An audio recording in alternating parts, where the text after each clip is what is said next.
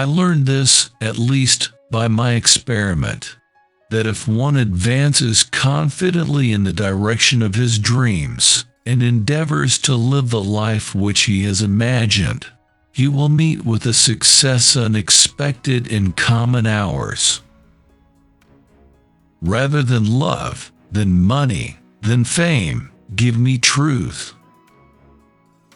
I went to the woods because I wished to live deliberately, to front only the essential facts of life, and see if I could not learn what it had to teach, and not, when I came to die, discover that I had not lived. I did not wish to live what was not life. Living is so dear. Nor did I wish to practice resignation, unless it was quite necessary. I wanted to live deep and suck out all the marrow of life, to live so sturdily and Spartan-like as to put to rout all that was not life, to cut a broad swath and shave close, to drive life into a corner and reduce it to its lowest terms. How vain it is to sit down to write when you have not stood up to live. The question is not what you look at, but what you see. Dreams are the touchstones of our characters. The mass of men lead lives of quiet desperation. What is called resignation is confirmed desperation. From the desperate city you go into the desperate country, and have to console yourself with the bravery of minks and muskrats. A stereotyped but unconscious despair is concealed even under what are called the games and amusements of mankind. There is no play in them, for this comes after work. But it is a characteristic of wisdom not to do desperate things. I find it wholesome to be alone the greater part of the time. To be in company, even with the best, is soon wearisome and dissipating. I love to be alone.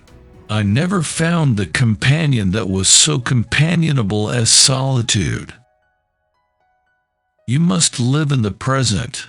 Launch yourself on every wave. Find your eternity in each moment. Fools stand on their island of opportunities and look toward another land. There is no other land. There is no other life but this. If you have built castles in the air, your work need not be lost. That is where they should be. Now put the foundations under them. Books are the treasured wealth of the world and the fit inheritance of generations and nations. Do not be immoral. You may cheat yourself out of much life, so aim above morality. Be not simply good. Be good for something. All good things are wild and free. If a man does not keep pace with his companions, perhaps it is because he hears a different drummer. Let him step to the music he hears, however measured or far away.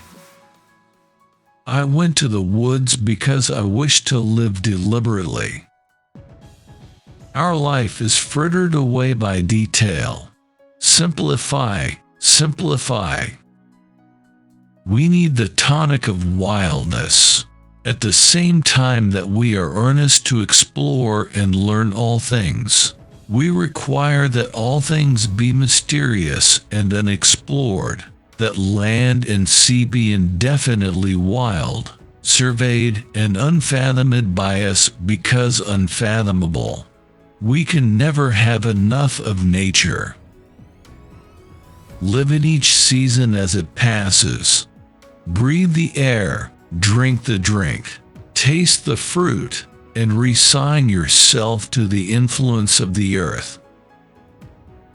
Read the best books first, or you may not have a chance to read them at all. I would rather sit on a pumpkin and have it all to myself than be crowded on a velvet cushion.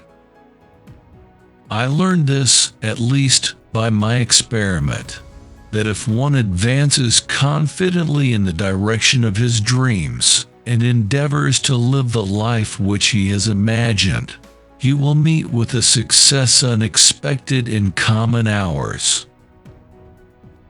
Disobedience is the true foundation of liberty. The obedient must be slaves.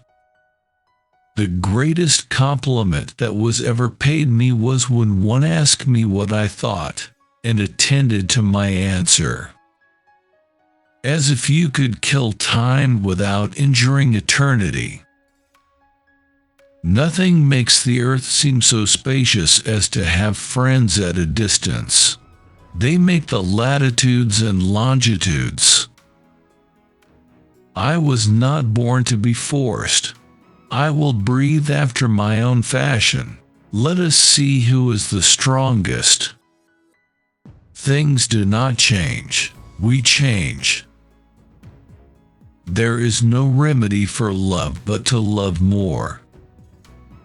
Our truest life is when we are in dreams awake.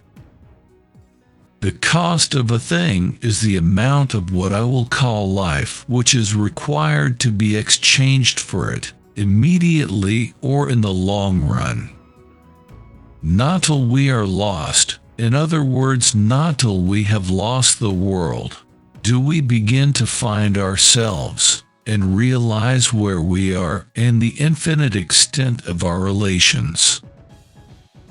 Heaven is under our feet as well as over our heads.